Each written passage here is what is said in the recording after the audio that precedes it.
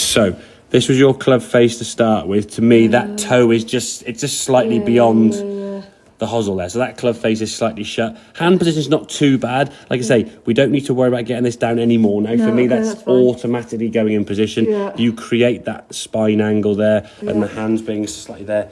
I think without even thinking about it, okay? Just be careful we don't go too far this way. It's fine where it is. Exactly. I need to... Yeah, because for you, mainly, when this goes down this way, this arm's going to come back, the hands come back. If the hands go this way, the club's going to aim further to the left, because you get the golf club and you move it, you turn the club face to the left there. So, in terms of sequence, today on the course, and again, going forward, obviously, to kind of get into yourself a bit more, start by getting, number one, let's get the club face aiming square to target, okay? If you look at those two club faces there, that one now is slightly more face showing, okay, which says the face now is square to target, and we're going to build a routine around that. So number one, get the club face square, okay?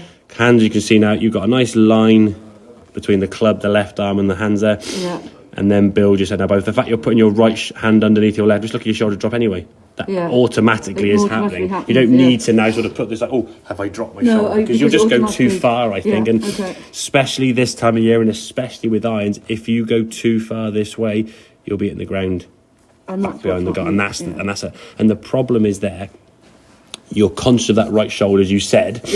If you're in the ground behind the golf ball and moving the shoulder back, now you're going to make an absolute horrendous adjustment to not hit the ground, and then you just start topping it or toe end and just hit some weird kind of random shots. And as you said, between Christmas and New Year, when it went wrong, that's probably what's just happened. You got yourself into a tiswas somewhere and you can't get out of it because you're trying to adjust to the setup. So, but going through that sequence there, starts off club, feet and grip. Ideally, personally, for me, I'd like to try and get your grip before you set your feet. It doesn't matter really, but just to get the sequence generally is better if you go feet last, then at least when your feet get set, you're now setting up distance, having already attached yourself to the golf club. The fact your right hand goes a little bit further, you might adjust your feet to the distance of your left hand, but not the right. Might not be the case, but just to try and eliminate the potentials. Quite right.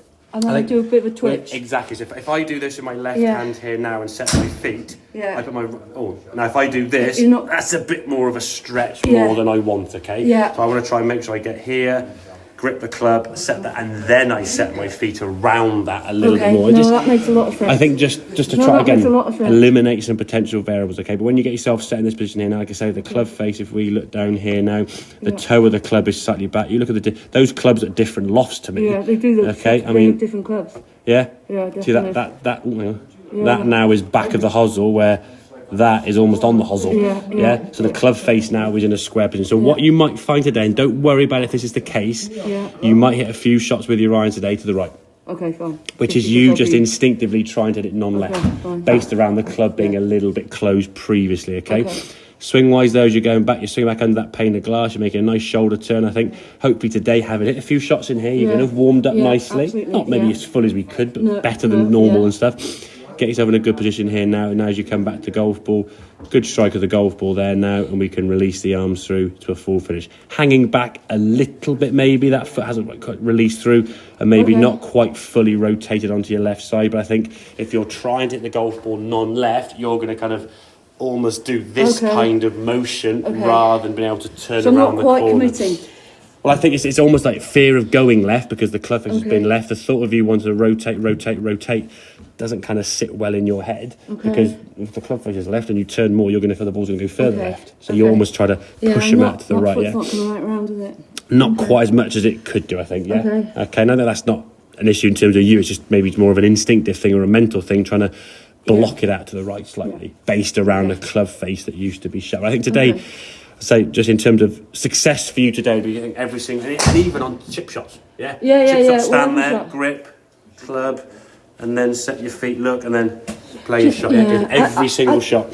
Chip shots, my chipping's been, in fact, it makes so much sense because chips were going well, but because I'm so conscious of we said I think on the course, one of the last sessions we had, we mentioned that club face, and you go up and turn this way, and that's the thing. So I think this is the club face can shut down with every club that's iron based. Obviously, 7-9, 9-9 wedge, putter, driver. The woods are obviously going to be more flatter. If you turn a driver or wood, it just resets itself because it's got a fat you can't really do it. It's very hard to turn the club face closed with a driver. And I do know that on the driver, when it goes right, I'm reckoning it's because I haven't whipped through. Yeah, exactly. Yeah, so yeah. Going through more like that. Yeah, you blocked it off. Because generally, be a weaker shot to the right as well. Yeah. Yeah. It goes up. It's sort of like half-heartedly and kind of doesn't really sort of dip off the club face as you'd want. Okay, so to try today, build into that sequence: club, grip.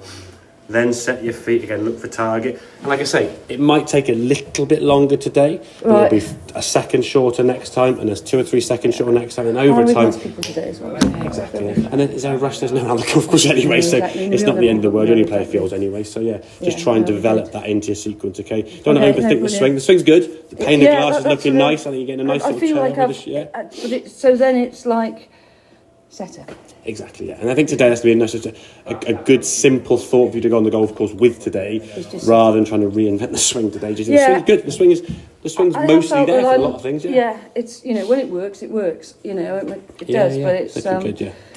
Okay. Okay. Yeah, brilliant. Very good.